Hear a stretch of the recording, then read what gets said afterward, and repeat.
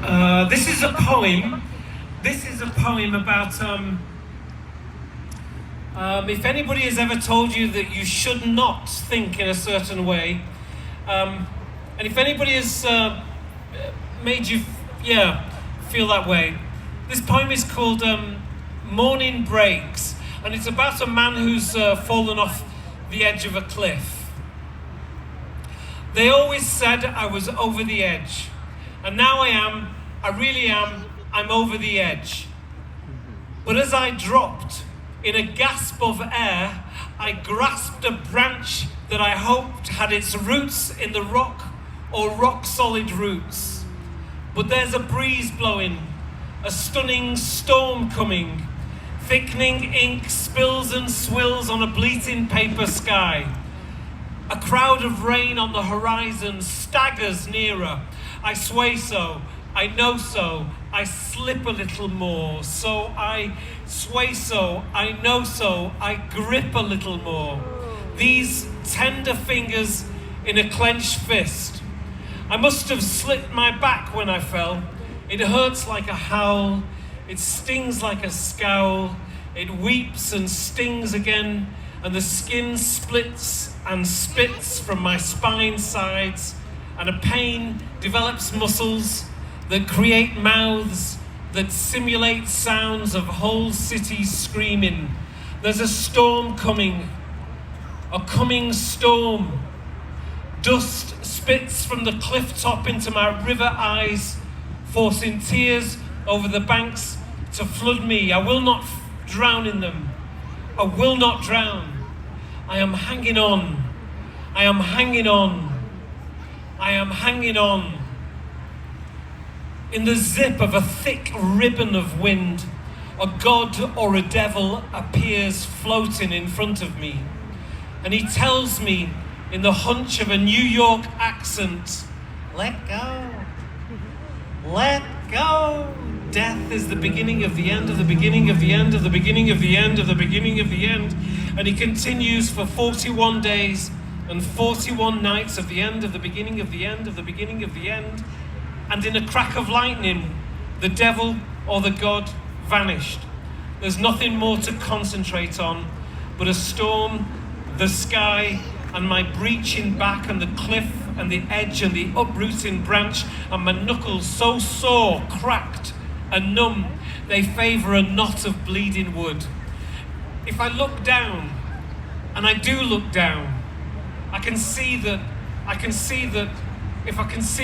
blood has poured from my back, seeped along the smoothness of backside, slid under me, coiled its way seductively around my thighs, my knees, my ebonized legs. It pours in abundance from my feet and sky dives, and I watch these red tears fall forever and transform into explicit flowers as they reach the floor. I will not become one.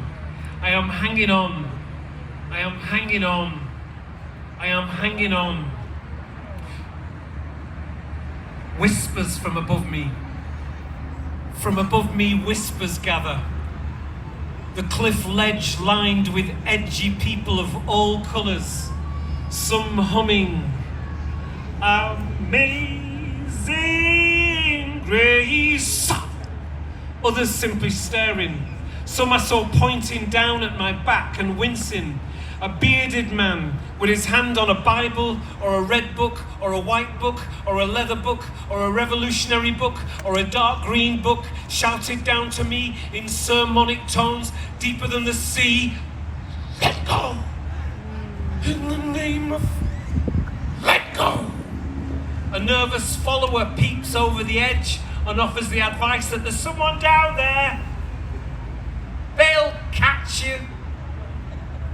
And before I get a chance to answer them, they erupt into a sky-shattering, someone's crying, Lord, let go.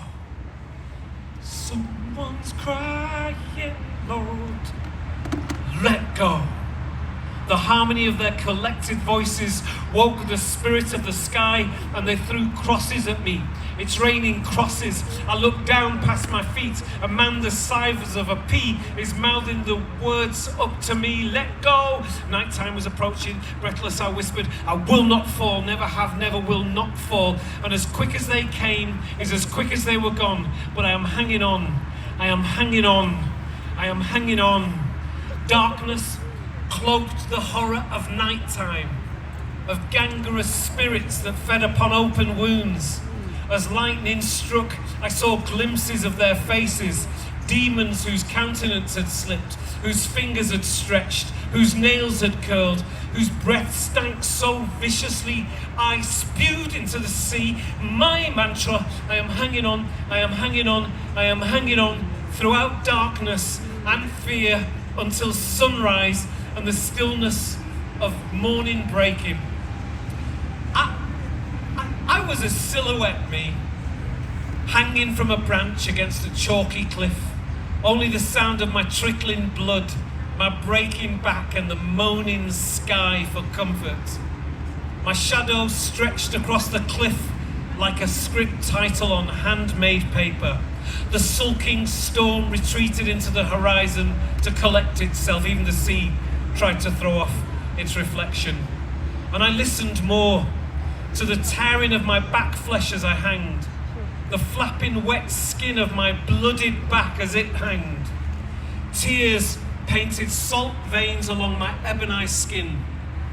As that stark sunlight skidded across a blooded sky, I swear I sensed the presence of two symmetrical shadows descending. They stretched seemingly, even pushed back the clouds seemingly. I felt them push warm air into my face seemingly. I saw them in the corner of each eye seemingly. Magnificent wings seemingly. And I felt new muscles in my back and my chest expand with air. Further and further. A new air and a new spirit, and there, with not a soul around me, I unpeeled my tender fingers from that dew-drenched branch. I let the sun pour into my eyes, and finally, after years, I let go. Why?